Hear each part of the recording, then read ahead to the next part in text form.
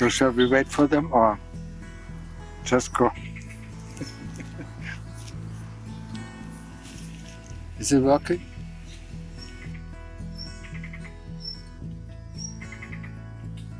So is it?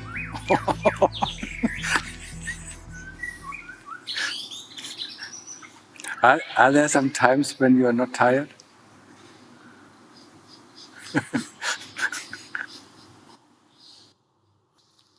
If you are tired of living, then just find a way out. Yeah? Do you know what the cause of death is? Hmm?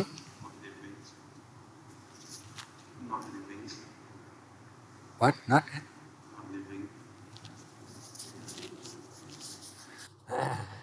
Does somebody know the cause of death? Birth. If you're not born, we don't die. That's the only cause of death. Yeah? 100%, all the time. Yeah?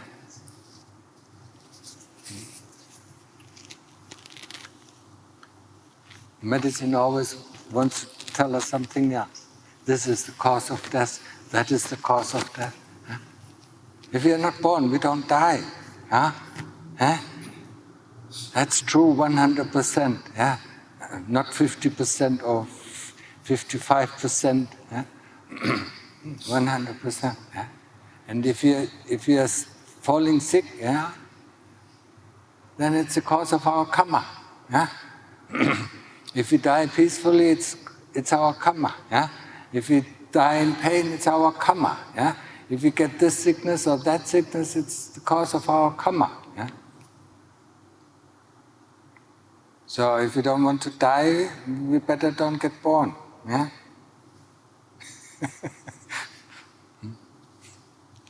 People want to live forever. Yeah? It's impossible. Yeah? But our civilization, yeah, has a very short life. Yeah? 80 years. Yeah? There are civilizations where people live, human beings live 800 years. Yeah? Yeah! I mean, you never read, huh? I didn't read a lot, about Buddha's teaching, but yeah, he says it, yeah. There are some civilizations, yeah, where people are good, yeah. They don't do any misdeeds, yeah. Look at our civilization, yeah. Huh? What do they do? I mean, since we remember, there's war, yeah. How can we live a long life, yeah? Huh? The one person who takes life will have a short life, yeah? I mean, that's the teaching of the Buddhas, yeah? Huh? So look at our civilization, all what it knows is war, war, war, war, yeah? But there were civilizations where there were no wars, yeah? So human beings lived for a long, long time, yeah? Even there are, in our civilization, there were actually some monks, who lived 160 years, yeah? So that's quite a long time. But I don't want to live that long. It's a burden. Getting up every morning, huh? Yeah? And then working, and then doing something, and then going to sleep, yeah? Eating, yeah? The next day you have to get up again, yeah? Huh? Eating, and then working, and then killing time, yeah? And what is it else, yeah? And then go to sleep again, yeah? I mean, it's boring somehow, yeah? When you look at it this way, yeah? But I guess we don't have a choice, or? Now that we have come to this life, we don't have a choice. We have to stay until the end, yeah? Until death comes, yeah? And then we don't know, yeah? I mean, if you didn't make your way out, yeah? Next life is waiting around the corner, yeah? And we don't know where, yeah? One of the, 31 realms of existence, yeah? So find the way out, yeah? If you don't, yeah? Otherwise, if you enjoy this life, this hamster wheel, yeah? Paint it golden, yeah? Put some paintings in, some curtains, yeah? and some chairs and whatever, yeah, so that you don't see that you're in the hamster wheel, yeah. Make it nice, yeah. I mean, I told you this morning, you know how to make it nice, yeah.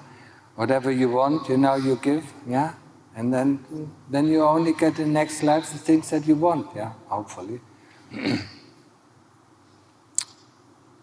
But if you don't want to come back, you know, I mean, it's a tedious job, yeah, very tedious, yeah. I mean, monks are struggling, mechis are struggling, you know, to find a way out, yeah, and you are struggling, you know, I mean, just to get, you know, your meditation practice going, yeah.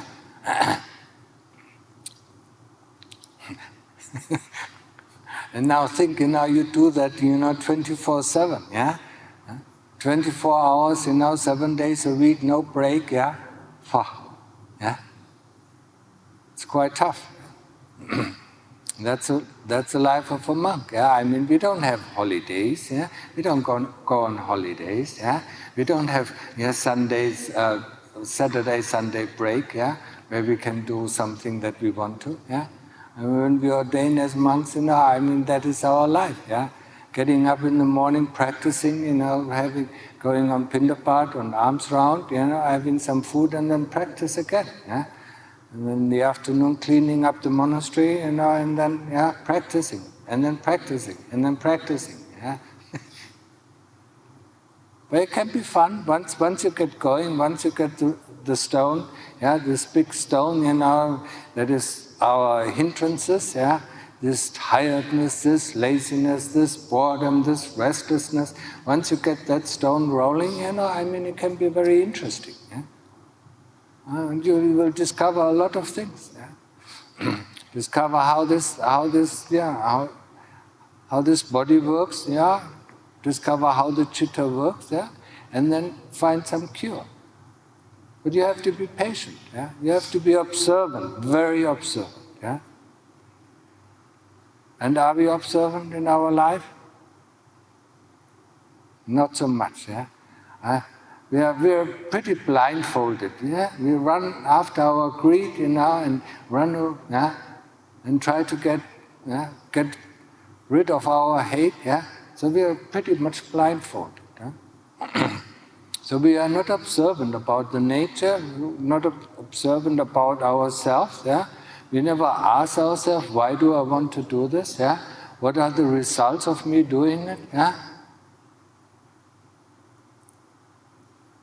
So then the question is, what differentiates us from animals? They just follow their greed and hate, just the same way. They never think about what to do. Yeah? If they want to eat, they go eat. Yeah. If they want to sleep, they sleep. Yeah. And we do the same thing. Yeah. Something comes in our mind, and we run after it. Yeah. What makes a human being, huh? That he reflects about his action, yeah? And how often do we do that? Huh? Hardly ever, huh?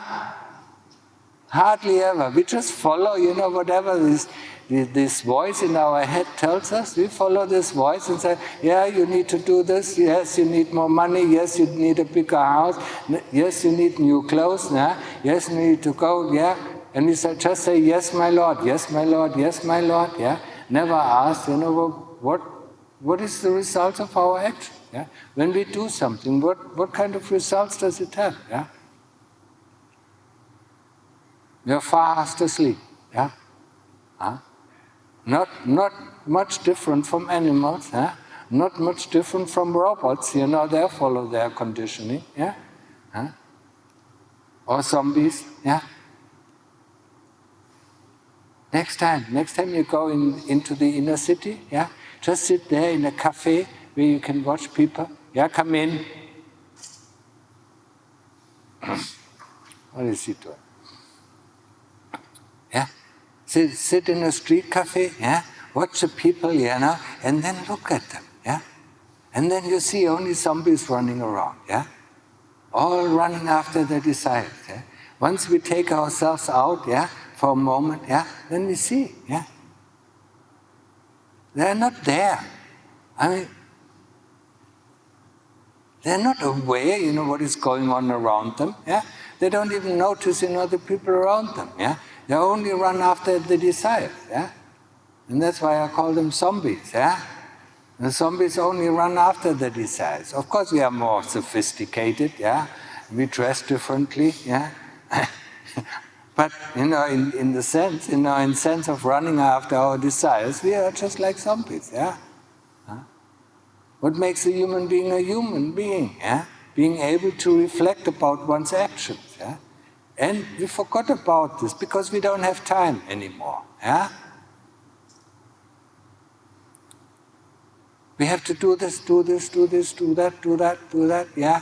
So we don't really, when we come back home, we are so tired and we don't want to reflect, yeah. What happened today? Why did I get angry? What made me angry? Yeah? What made me greedy? Yeah? Was the result of my action good or bad? Yeah? Just looking at this. Yeah? I told you this morning, to do reflection in the evening. Yeah?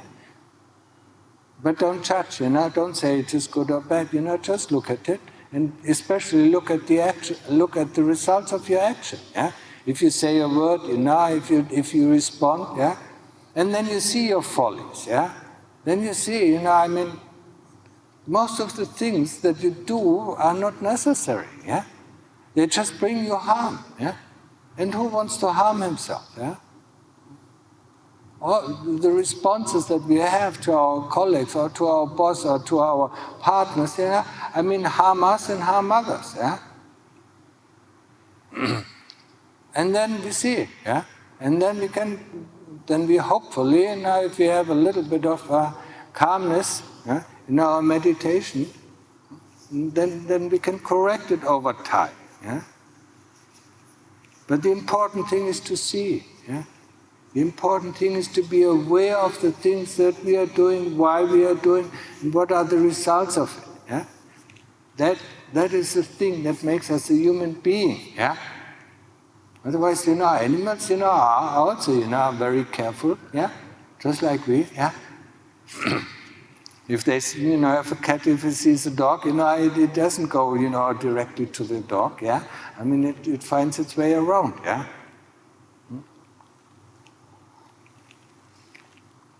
So let's become human beings, yeah. There are only few human beings in this world, yeah. Most of them just take the form of human beings, yeah. And they think, they are better than others.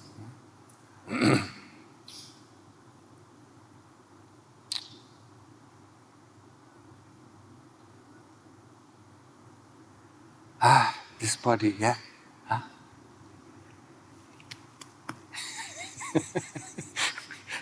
We have a body, yeah? Huh? And do you know when we realize that we have a body? When we start meditating, yeah? That's when we realize we have a body, yeah? Before that, when we use the body all day long, yeah? We get tired, but that's it, yeah? We don't realize that we have a body, yeah? But when we sit half an hour in meditation, this hurts, this is not comfortable, that is not comfortable. When we walk, we get tired, yeah? Welcome to the world of the body. And that is the biggest problem, yeah? That is the biggest hurdle, this body. Yeah? When meditating, we suddenly realize that we have a body. Yeah? Before we just use it, when it gets sick, we go to the doctor and mend it. Yeah? Just like, when our car, breaks down, we go to the workshop, and get it fixed. Yeah? And we do the same thing with our body. Yeah? We bring it down to the workshop that is called, hospital or whatever, yeah, and get it fixed, and then we drive it again. Yeah? No? So, the first thing, or the first and foremost thing that we have to investigate is this body. Yeah? That we are not the body. Yeah? If you see somebody sleeping in his car, knock at the window and say, get out, Huh? Huh? Yeah? How do I get out? Open the door, get out, and have a look, and see that you're not the car. Get out of this body, have a look around, and see that you're not the body. We can get out, It's not too difficult, And then we see, okay, this body is just a body, just like a car. It's a tool. It's a very comfortable tool, But it, on the other hand, it is not very comfortable because it gets very easily tired and it needs a lot of, work to look after. Taking care of a car, is much easier. How often does it need oil change? And water, and things like that. But our body constantly needs care. It cannot we cannot stand, forever. We cannot stand 4 or 5 hours, in the same position. We cannot sit 4 or 5 hours in the same position. We cannot lie down, 24 hours. We constantly have to move this body around so that it keeps moving. Otherwise, it becomes very uncomfortable. So although it is a very great tool, it's a fantastic tool. We can create all these things. This Dhamma hall, we can create stupas, we can create, high rises and so on, aeroplanes, U-boats and so on. We can even fly to the moon. But it's this body that can create together with the mind, together with a computer. We realize, a computer is a very powerful tool. It lets us, it helps us with our work. So does the brain. The brain is our inner computer, and the computer is our outer computer. So it helps us. So we have to see it as this. It's a tool, but it's not us. It's not me. It's not mine. It's not myself. That's what we have to realize. If we can get out of this body and look at it and see, then we realize we are not the body. And actually, when you look at it, when you look at the 10 fetters that bind us to the realm of birth and death, that is the third fetter, to understand that we are not the body. What is the first fetter? It's the fetter of doubt. What is doubt? Not doubting that we are a human being, doubting that there is heaven, doubting that there is hell, doubting that there is beings in heaven, doubting that there are beings in hell. That is the first fetter. Doubting that there is karma, doubting that there is good karma and bad karma and results of karma. That is all the fetter of doubt. And most of the people, when you talk to your friends or colleagues, they don't believe in karma. So, they're already bound, by this first fetter. Most of the people in this world, are bound by this fetter. Now, how many people believe in heaven and hell? In Asia, maybe a little bit more, but nowadays, even less. Before it was very common.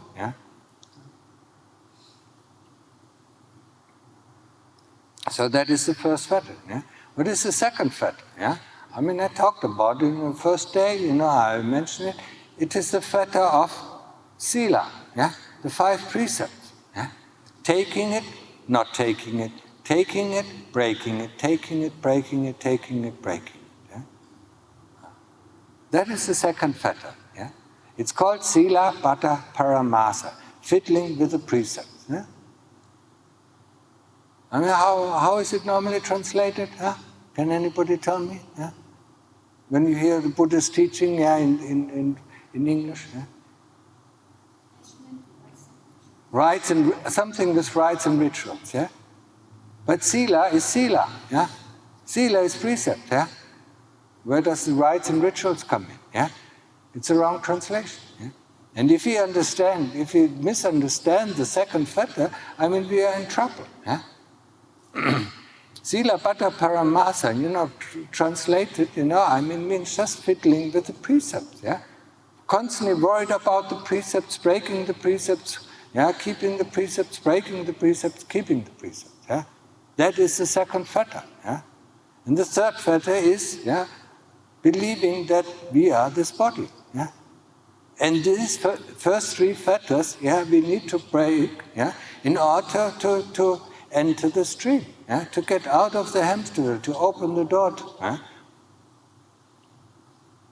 from the hamster wheel out, and entering the stream.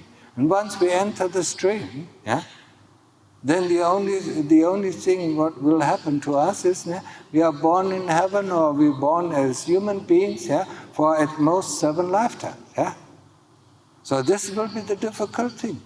I mean, the first fetter is for most of the people difficult. Second fetter is for some people difficult. The third fetter will be for most of the people very difficult. Because we so much believe that we are this body. So we have to find, means and ways, how to understand that we are not the body. Of course, if we have the ability to get out of the body, and look around, then we will understand it very easily. But most of us don't have this ability. So we have to find means, how to understand that we are not the body.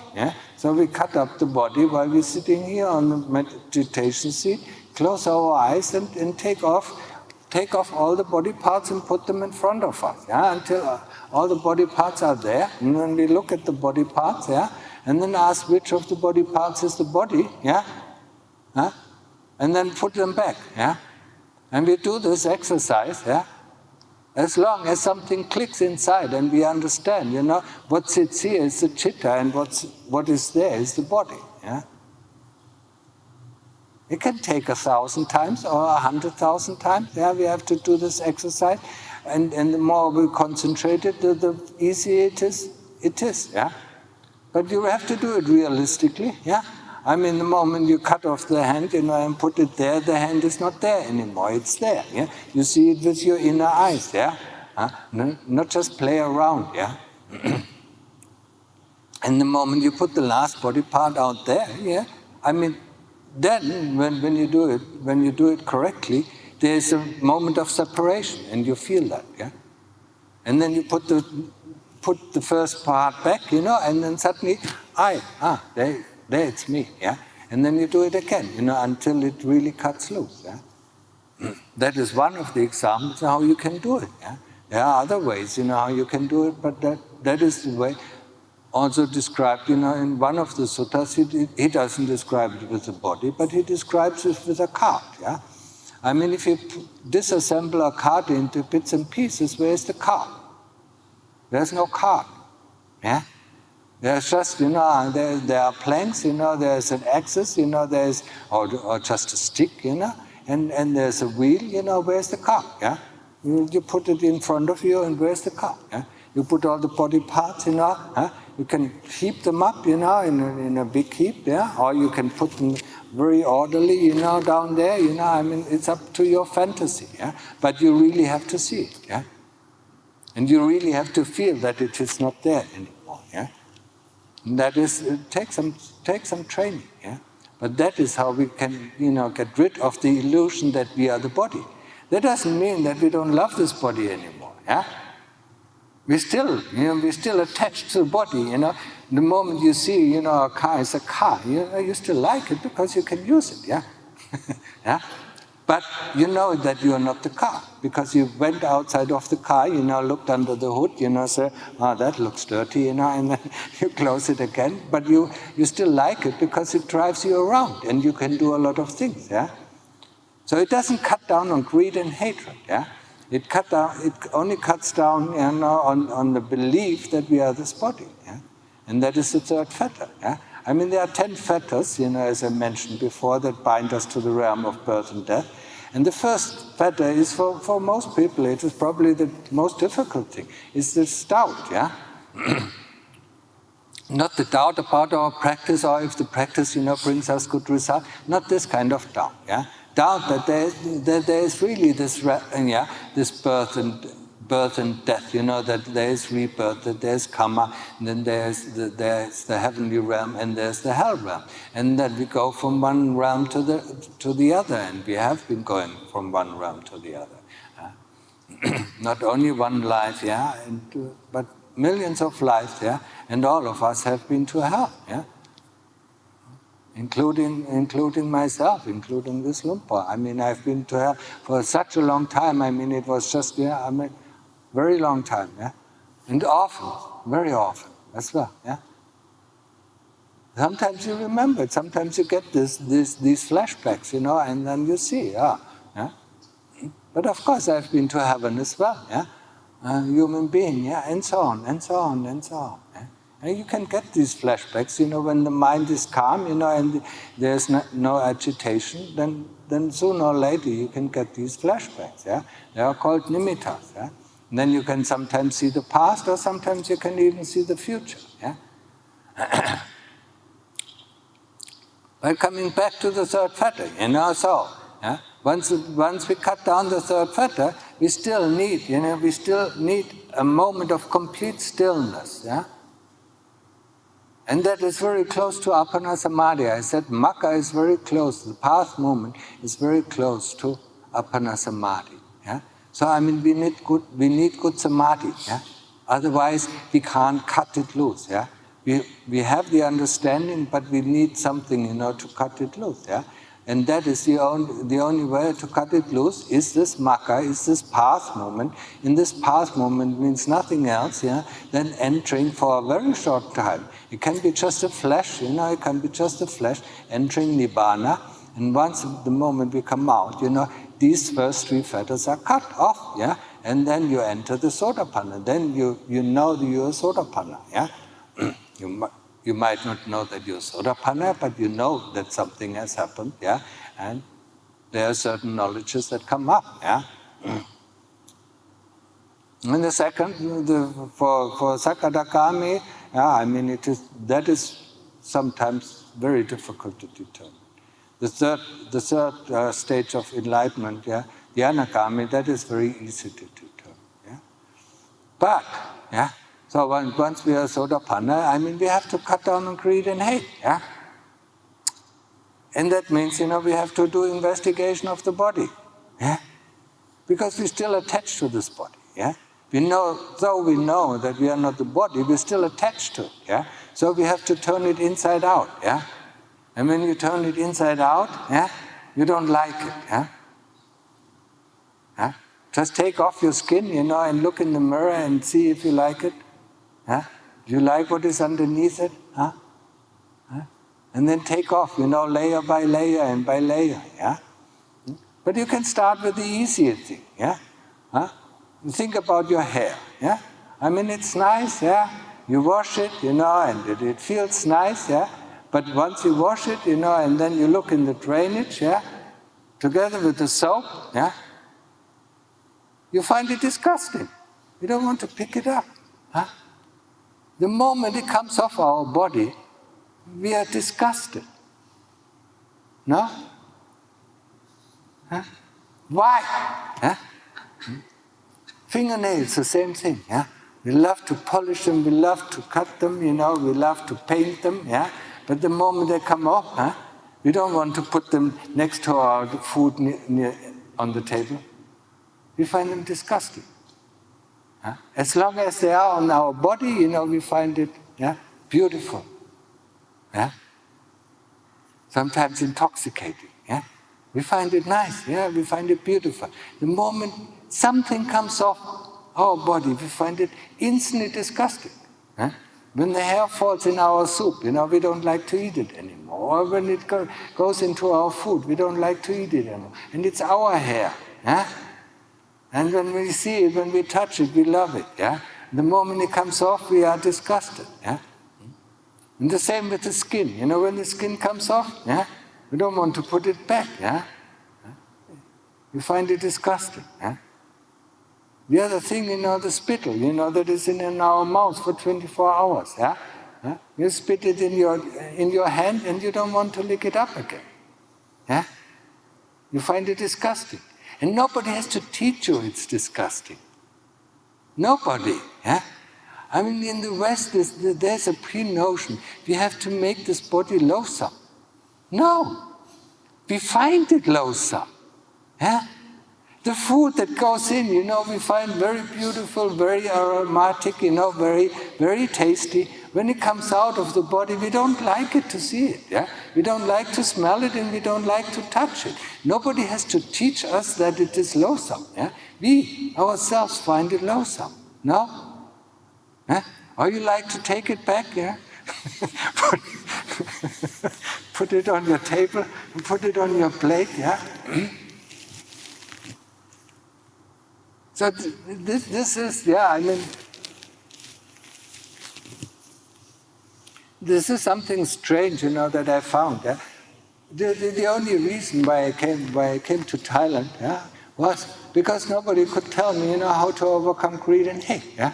They said, let go, let go, let go. Yeah? I said, this is impossible to let go. Yeah? Until I found, my venerable, there was a book, was called Straight from the Heart from my venerable teaching master. And then the moment I read this book, I said, he knows the truth. Yeah? So you have to go and visit him. Yeah? And then I went to visit him. Yeah? And the first thing that he told is, yeah, there is no letting go. Everybody in the West teach, let go, let go, let go. Yeah? And he explained it, with an ant that is at the roof, yeah, and wants to go down to the floor. Yeah? All what it needs to do is, to let itself fall, yeah, to let go, yeah, of its feet, and then it's on the floor. Yeah? It doesn't even break anything because it doesn't have bones. Yeah? But it's impossible. Lungta Mahaprabhu said it's impossible. The only thing an ant knows is put one foot in front of the other, yeah? And then it walks down the wall, until it hits the floor. Yeah? Letting go is impossible. We don't know this command. Yeah? Anybody who knows this command, let go of birth and death, yeah? It would be so easy. Yeah? I don't want to be born again. Everybody of us says that, yeah? Yeah? So let go of it, but we still are born. Because we are attached. Yeah? We are attached to all these things. Yeah? So letting go is impossible. And then the other thing that he taught was asupa. Yeah? Asupa practice, seeing the loathsomeness of this body. Yeah? When I was in the West, that was about 1990 or 1991. Yeah? Nobody was teaching asupa. They said, why should we make this body loathsome? Yeah? We love this body. It is beautiful, it's great. Yeah? But the moment you open it up, you don't find it very beautiful. Yeah? When you see, somebody, opening up a corpse, you don't find it very beautiful. Yeah? You don't want to hug it anymore. Yeah? If you have a partner, and you skin him, yeah? You don't want to hug him anymore. No? Huh? Huh? Think about it. Yeah? It's only the skin that is the big deceiver. Yeah? And that is the teaching, actually. That is the teaching of my own venerable master. Yeah? I mean, he said, it's the skin, it's the big deceiver. If nobody of us would have skin, nobody would be interested in any kind of body. Yeah?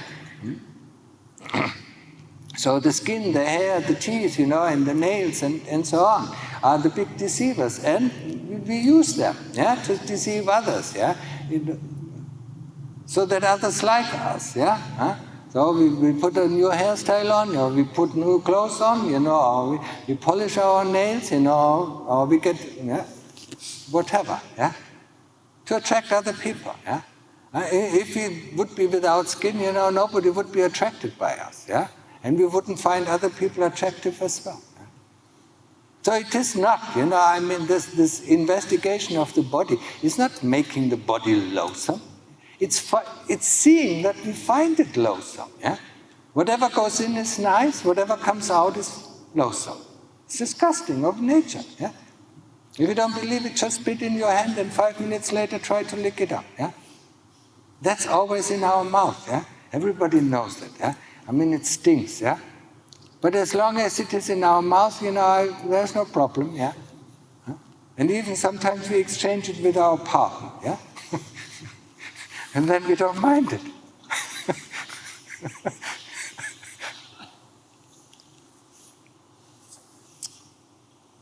Huh? So open it up and see what is in there. There's flesh, there's pus, there's blood, Open up the stomach, and open up the intestines and see it, yeah? That's it, it's a biological factory, that turns everything that is beautiful, into something that is disgusting in nature, yeah? And now you understand? Do you get the idea? What is the what is the fourth and fifth fetter? Greed and hate. We love the things that go in, greed. We hate the things that go out, hate. That's why body investigation is the only way how to overcome greed and hate. Yeah?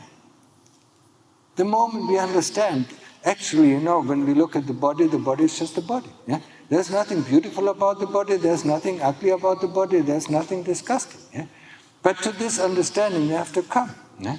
We have to get through investigation and investigation and investigation. And don't think this investigation, just takes 3 weeks. Yeah? I mean, it can take decades, yeah, of every day doing the investigation. Yeah? It depends on how strong our attachment is. Yeah? The better your samadhi, yeah. I mean, when you look at my venerable teaching master Lungta Mahabo, I mean, he was stuck in samadhi for 5 years. Yeah. I mean, he went into the samadhi, when he came out, he went in again. Yeah. So he was there 5 years until Lumpur Man, his teacher, said, "Okay, now get out. Yeah, do some work. Yeah, you rested long enough. Yeah." And then he did the investigation of the body. Yeah. And with this kind of samadhi, every day he was in apana samadhi. Yeah. So I mean, that is quite a feast. Yeah. With this kind of samadhi, I mean, he was finishing the investigation of the body within 8 months. Yeah. But for us, it might take 10 years, 100 years. We don't know. Yeah. That all depends. Every housewife knows. I mean, if she has a blunt knife, cutting vegetables and cutting things, is a very tedious job, and you might not finish your job, of cutting up, the meal. Yeah. If the knife is very sharp, it is a very easy job. Yeah. And if our samadhi is very sharp, yeah, I mean, cutting up the body, is a very easy job. Yeah.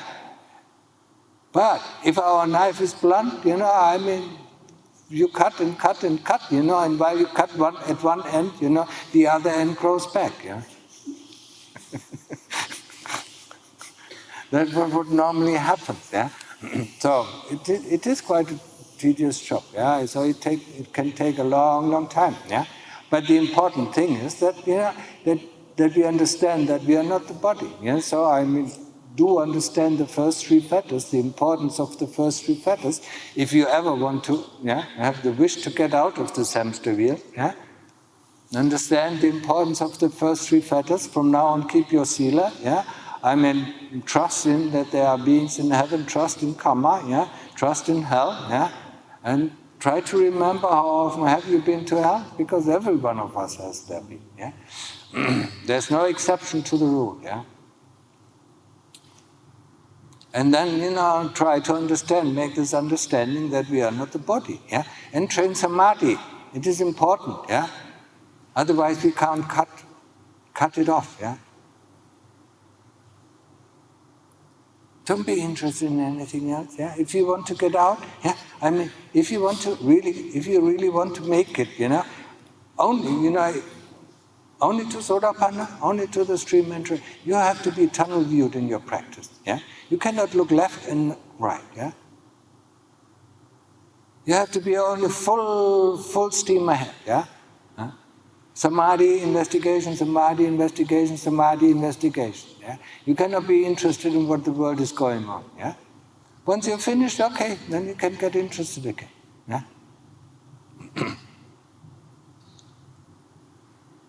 Okay, is that understood? Yeah? And greed and hatred, yeah? I mean, if you understand correctly, whatever comes into our body or on our body, is nice and beautiful, we like it, yeah? So, form of greed, yeah? And whatever comes out of this body, yeah? We dislike it, we find disgusting, it is a form of hate, yeah? And all our hate and all our greed is in combination with this body, yeah? Has all has to do with the body. Once this body investigation is over, once you go, once you see greed and hatred, and go through, greed and hatred only, can only fall at the same time, because it's the same coin. If you have a coin, you have head and tail. You cannot get rid only of head, or you cannot only get rid of tail. You have to get rid of the whole coin. And greed and hate is just like one coin. You have to get rid of it, at the same time, in the same moment. And once there's no more greed and hate anymore. But then there comes this big, big delusional package. Package of delusion. So, if you understood correctly, greed and hate is born in this body, is rooted, it's a plant, it's just like any plant, and the pot for each plant, is the body, The plant of greed and hate, the pot for it, and the earth, and the water is this body, So as long as we don't destroy the illusion about the body, this plant of greed and hate will grow, And the next big part, is delusion, And delusion, according to my master, it took him 2.5 years, to cut down, because it's so intertwined, It is rooted in other khandhas, It is rooted in the khandha or in the group of memory and association and thoughts, And they are so intertwined, they're so intertwined, so it is very difficult to rip them apart, But that, once you are able to do that, that is the end of delusion. And then you only have to fight with the master himself, And that is avijja. If you read some of the books of Lungta Mahaboa, then you will understand how, he explains it much better than I can do. And that is the end of the matter, Once you destroyed avijja, that's the end of the matter. Then it's called paramang sukham. What is it called? What is it? The ultimate happiness, or the unconditioned. Conditioning. If then else. If I see my grandfather, I will react like that. If I see my mother, I will react like that. If I see my loved one or my spouse or my husband, I will react like that. If I see my children, I will do this. That is conditioning. And when you look at your life, you're all conditioned. And the nibbana is the unconditioned. Getting rid of one's programs. And that's why I also call us, robots. We are robots, we are conditioned, we are programmed. And if one of our programs doesn't work anymore, we reprogram ourselves. If we can do it ourselves, that's fine. If we can't do it ourselves, we need to go to a psychiatrist, to help us reprogram ourselves, but it's still programmed. It's not unconditioned. Unconditioned means not having any ideas about the next moment. Not preparing ourselves what I'm going to say when I meet this person. And we do that all the time, No?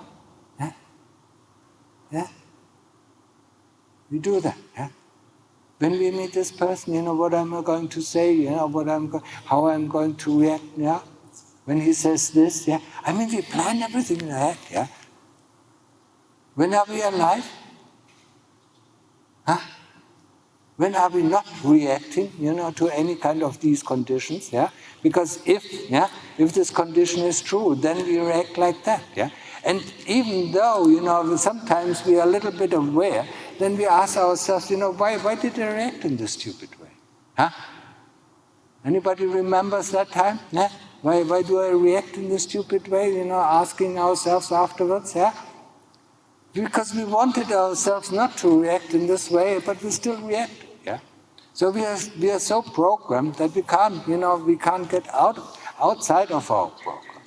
The only thing that helps us to get out of our programs is being more aware, and doing this reflection and see, our programming at work. And the more we look and the more we see, and the more the heart understands, that what it does to itself is only harm, yeah, then the less and less we will be doing. Yeah? As I told you before, there is no way of letting go of these programs. Yeah? Actually, meditation or practice is ripping open the heart or the chitta and look at it, you understand it, yeah? Because the heart, yeah, not our brain can let go, our brain cannot follow, but the heart still wishes, yeah? That's why we always do the same mistake, yeah? Our heart has to understand. And our heart, we cannot teach our heart, yeah? We cannot tell our heart to let go, yeah? Would be nice, yeah? Our heart still longs for the most stupid things, and we know that, yeah? Our brain says, no, this is not good. Yeah? The heart says, yes, but I want it. Yeah? Huh? So we have to teach the heart. Yeah? I mean, practice is about ripping open the heart. Do you see what you're doing? Yeah? And the heart says, no, I don't want to see it. Yeah?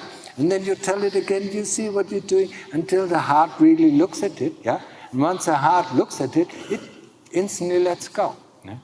This kind of letting go is, like there's a pot of fire, yeah, and our hand is on the fire, yeah, and we are all constantly burning ourselves, but we always look in the other direction, yeah. We never see, and then we see there's a shadow, and then we blame him for our heartburn, and then we blame this for our heartburn, yeah. And what we are doing with our practice is we turn our view, not outside, but inside, to see, that the hand is on fire. And then the moment the heart sees the hand is on fire, gone. It never puts it back in the fire. Yeah? But as long as we look outside, and find always excuses for our own behavior, or for our own heartburn, or for our misery, then we don't look inside. Yeah? Looking inside makes the heart of being aware of what it does. Yeah? And once the heart is aware of that it does itself harm, then it lets go. Yeah? You understand? Huh? It's a long way. Yeah? And teaching the heart is very difficult. Yeah? Because the heart is very stubborn. Yeah? It doesn't want to see. Yeah? So you do this, for instance, you do this investigation, you put all the body parts, yeah? Then you ask the heart, do you understand it? No. Then you do it again, you understand it? No. Yeah? Until, maybe after 100,000 times, it says, okay, understood. Yeah? Yeah? And the heart is very different than the brain. The brain instantly understands. After 3 times you do the exercise, yes, of course, it is clear. Yeah? But the heart says, no, it's not clear. Yeah?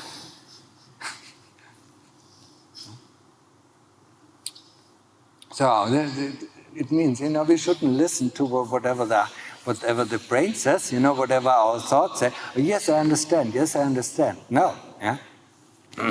We don't understand. We actually don't understand. Yeah?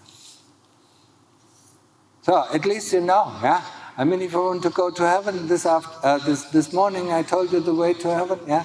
If you want to get out of the hamster wheel, I told you how to get out of the hamster wheel, yeah? No. Oh. Yeah? So, now you can ask questions, yeah? I told you everything, but you have to go the path, yeah? Even the Lord Buddha couldn't go the path for us, yeah? He only told, the people, what to do, yeah? And how to do it, yeah? And then he said, it's up to you, to do it, yeah?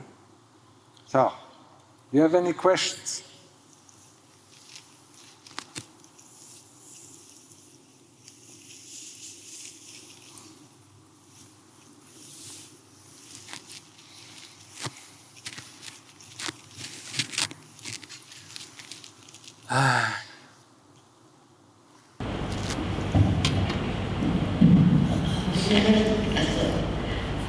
I don't see my life is suffering or dukkha. Yeah? Yeah. Then it's fine. You don't have to see it.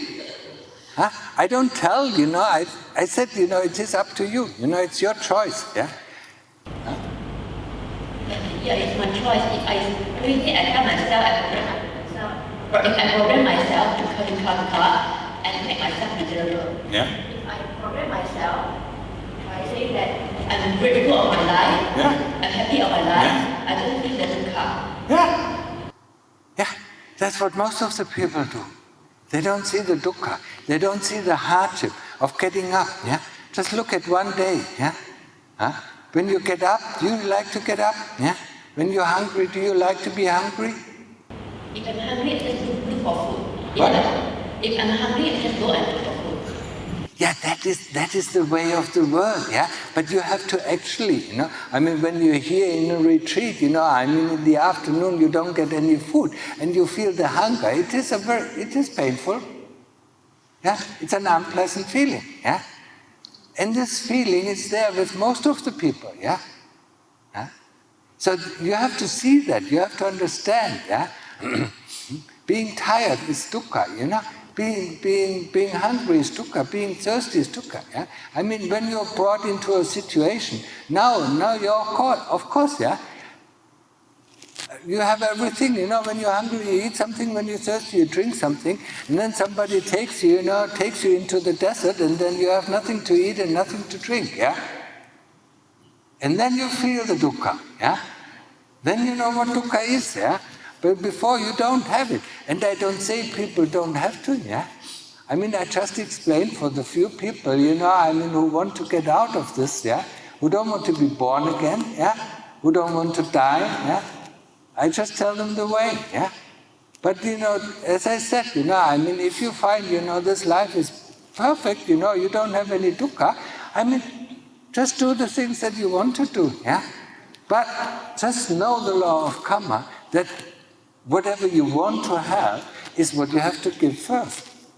If you understand that, you can have a nice life, yeah? I want the reward again in this life because I'm happy of my life. Yeah. That is impossible. If you're happy of your life, people, especially when they get old, they have more and more projects, that they want to finish, and then they need the next life and the next life and the next life. And that is the same thing will happen to you, yeah? You don't want to die, yeah? But wait a little bit, until you get 20 years older, and when the body starts to fall apart, yeah? And ask your neighbor.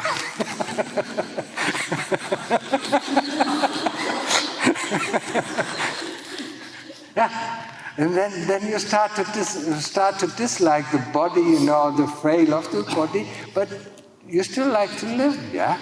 Yeah? Even with this, frail body, that doesn't work all the time, in a correct way. I didn't say that you have to get out. Yeah? If you enjoy your life, enjoy it, enjoy it to the fullest, yeah? Just, you will. But there's one thing, that I want to ask you. Why do you come here? I want to train my mind to be aware of every moment of my life. Yeah. So that I can enjoy the fullest. Then, when you start to become aware of every moment of your life, then you also start to become aware of all the dukkha in your life. Yeah? Do you want that?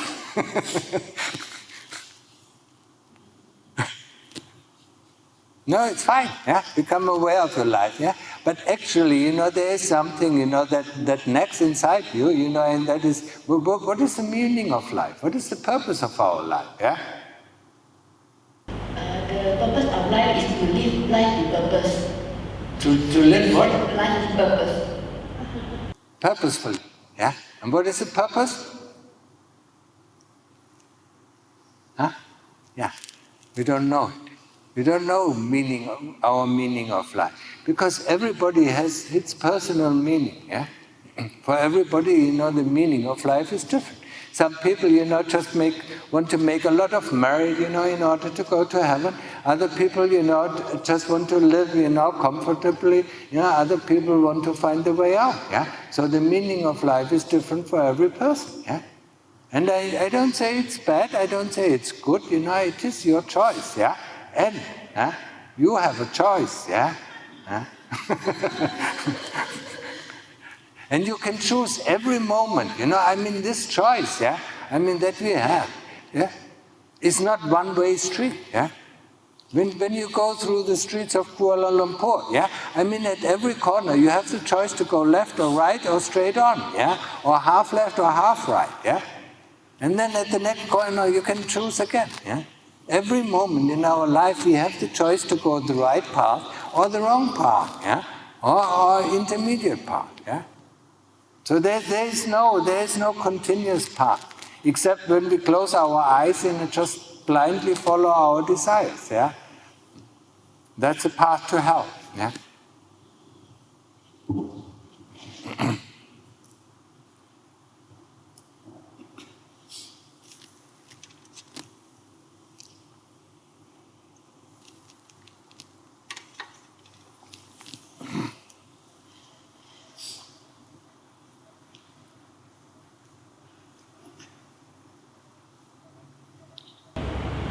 Ajahn, Yeah. can you tell me how to investigate the desire? Investigate what? The desire. You can only investigate desires through investigation of the body. Yeah? If you investigate the body, yeah, you're also, yeah, the desire for the body, as I said before, yeah, desire and hatred is rooted within the body, and it comes in it comes in tandem, it comes in a package, yeah, just like a coin, yeah. So if you want to investigate desire, you also have to investigate, hatred, yeah, because they come together. Yeah? And the only way, how you can do it successfully is through investigation of the body. Cut it open, see what it is in there, yeah?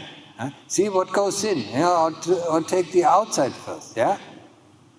Look at the hair, when you wash your hair, when it falls in the drainage, yeah? Why do you suddenly dislike it, yeah? And ask yourself, not only one time, you constantly have to ask yourself, yeah? The spittle in my mouth, why, when it is on the pillow, why, it smells terrible, yeah? But while it is in my mouth, it doesn't smell at all, yeah? Things like that, yeah? Go first, go first easy, do the easy things, the hair of the head, the hair of the body, the teeth, yeah? The nails and the skin, yeah? And then start slowly, taking off the skin and look inside, yeah? If you have no idea, look at some of the images, yeah? People, having a motorcycle accident, and the skull is open and the brain runs out, yeah? That's a very nice image to look at, and everybody, yeah, wants to throw up, yeah? Oh, yeah, it's just, yeah, even if you see a dead animal, that is on the street, and has been crushed by, by a car, we don't like to see it, yeah? Why? Huh? Sometimes we even look at a crashed car, and get, get a strange feeling, huh? So, yeah, that's the only way, Body investigation, cuts down on desires, yeah? And the more you do, yeah? But for instance, if, as a warning, yeah, to everybody, yeah? When you start doing body investigation, while you do body investigation, yeah? And the more loathsome it gets, the more ugly it gets, yeah? Be very careful that you're not close to people, yeah? Because the moment you stop investigating of the body, all this anger, all this hate, all comes out, yeah? Not while we're doing it, after we do it, yeah? Because we see something that we dislike, yeah? And like in our life, yeah? When we see something that we dislike, we get angry, yeah? And body investigation is something that we see, that we dislike, and we get angry. And this anger should not, yeah? That's where we learn how to deal with anger, just like we learn how to deal with pain, yeah? We should not let it out on anybody, yeah? So, be somewhere in a retreat or be, somewhere in a monastery before you start really going inside this body investigation, yeah? the outside of the body is not so important, yeah? Cutting up the body and seeing, that we are not the body, that doesn't bring up a lot of hate, yeah? But, starting with the asupa, yeah? That's where a lot of hate is coming up, yeah? And that's where we learn how to deal with hate, yeah? Where is it coming from? And it's all connected to our body, yeah? There's nothing to do with the circumstances we are in, yeah? It's something, if you see something, you dislike in the morning when you go to work, you're already aggravated, yeah? And the next person that comes across, you just, push him away, yeah? That's what we have to learn, that's what we have to understand, how our inner work, how our clock ticks, yeah? As I mentioned this morning, yeah? Just have to open the clock and see how it ticks, yeah? It has nothing to do with the person who runs. Accidentally runs by and he gets all our hate, yeah? Unfair, isn't it? And we are in the same position. We run by some person, who saw something terrible, and we get his anger, yeah? And we don't like this as well, yeah? So, okay?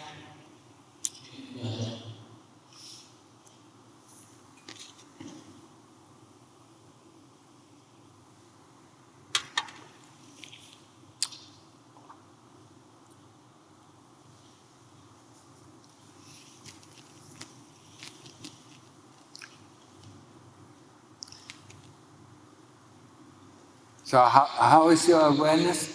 The lady who enjoys life? Is it, how is meditation going?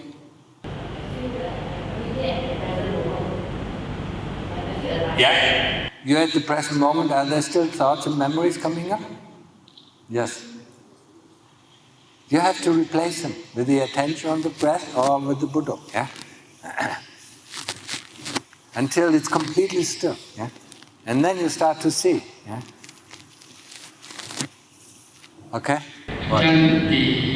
Just now we talked about sliding the body and investigation the body by sliding out and up. Do we actually need to have certain calmness? Well, do we need a certain calmness and samadhi to investigate? Before we start, as I said, if you want to cook a meal, yeah, and want to cut up vegetable and meat, you need a sharp knife, yeah. If the knife is blunt, you will never get a meal, huh? And what did I say? Samadhi is sharpening the knife, yeah, huh?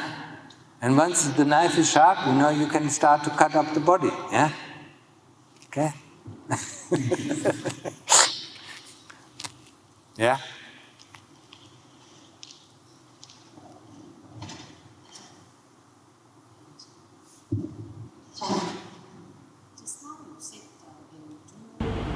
When we do walking meditation, Yeah. we need to either be the Buddha or be aware of the in-breath and the out-breath. How about during our daily activities? Do we also do that, or we are aware of the body movement? You can be, once the mind gets really calm, it is aware of the body movement, but we still concentrate around the tip of the nose. Yeah? Just like we do walking meditation. Yeah, just like doing walking meditation, yeah. Or you can concentrate, if you don't have to think, you can concentrate on the Buddha, yeah. When you're washing, when you're washing up, you can do Buddha, Buddha, Buddha, huh? When you clean your house, you can do Buddha, Buddha, Buddha, yeah? Yeah? And that makes life so much easier, and so much more joy, yeah? Because you don't think about the next thing, yeah? When you wash up, when you wash the dishes, you already think about the next chore to do, yeah? And about the next chore, and then say, oh, it's too much, it's too much, it's too much, yeah? And then you are stressed out, yeah? If you do one thing at a time, you'll never get stressed out. You just do this, you're aware of doing just this one task, Once this task is finished, then you start doing the next task. Huh?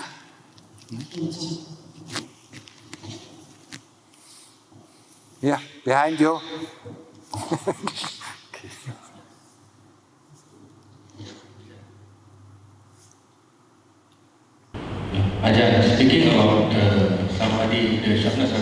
they mentioned earlier, how do we know whether our samadhi is sharp enough? Any sign or any indication to know that we have the sharpness of the samadhi? As well as in the knife, we can know that the knife can cut. Before you can do investigation, if you can stay on the same object without, any thought and memory coming up, then 10 to 15 minutes, if you can stay on the object, then, after you did your samadhi, then you can start investigation of the body. But when you see, investigation of the body should always be the same object, Just like we have the Buddha or we have the breath, either take the hair off the head or, the outside or the skin or the inside or the whole body, but always keep on the same object, Don't diverge to any other object because then the investigation will not go deep, So, normally 10 to 15 minutes, and that is already, for most people, pretty difficult, So maybe after 10 to 15 minutes we can proceed? Now, if you can, if you normally you have a meditation, samadhi meditation for an hour or 45 minutes, and then you see that in the last 15 minutes there were no more thoughts, there were no more memories, then after your samadhi meditation, then you can decide, okay, for half an hour, now I'm concentrating on this object or this body, or that part of the body, Thank you, Ajahn. With body investigation, we actually have to learn how to see, But not with our outer eyes, But with our inner eyes, We have to see, And in the beginning, we take the help of some of the pictures that we have seen, of skin or of bodies or internal of bodies, and then we look at them for a few minutes, and then we try to reproduce this image in front of our inner eyes, until we slowly start to go inside of our own body to see, and we can see it, we can even see it much better than any kind of machine nowadays, if we want to, but it's a long training, it's not going to work out, within 5 or 6 days, When I came to Wat Papantat, it took me 9 months until I saw, not very clearly, but I start to see, the things, So, for some people, it takes a long, long time before they start to see. And only once we start seeing these things, then we can do the real investigation, Then we can cut it up, then we can, can see it, Or we can let it just destroy itself, the whole body die and see how death is happening and so on, our chitta remembers all these steps, So it will not be easy, Okay?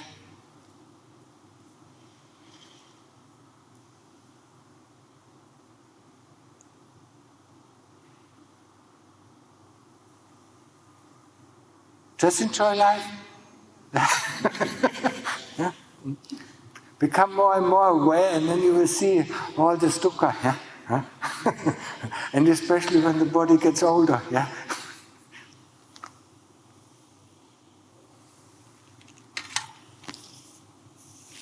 Okay, no more questions?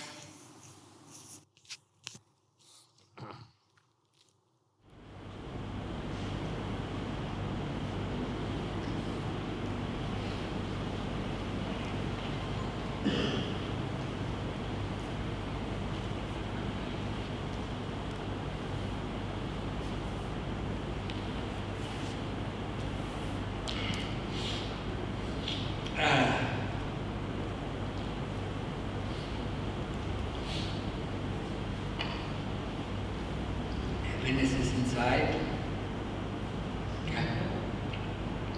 Yeah?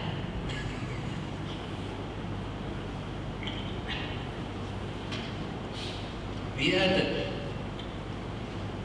perpetrators, We make ourselves unhappy through worries, Why do you worry?